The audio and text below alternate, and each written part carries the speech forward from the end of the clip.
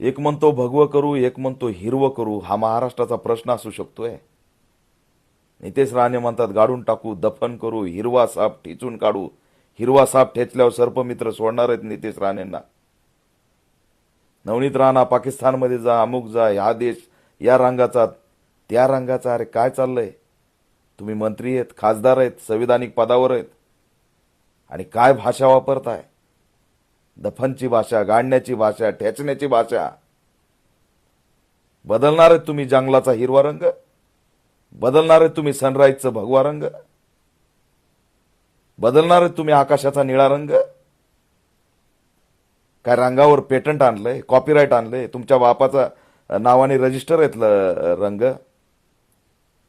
अरे तुम्ही ज्यावेळेस असं बोलता ना त्यावेळेस महाराष्ट्रातल्या जनतेला अतिशय दुर्दैव वाटतं की काय लोक या देशामध्ये बसलेत, राज्यात बसलेत, ज्यांना रोजगाराबद्दल काही वाटत नाही, शिक्षणाबद्दल काही वाटत नाही, लोकांच्या आरोग्याबद्दल काही वाटत नाही. जाऊन बघा ना सरकारी हॉस्पिटलमध्ये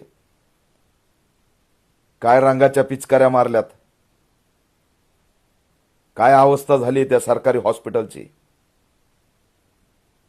शाळा बंद झाल्यात, शिक्षण बंद झालंय, गोरगरीब शिक्षणापासून वंचित होत चाललेत. त्या शाळांच्या भिंती पडायला लागल्यात.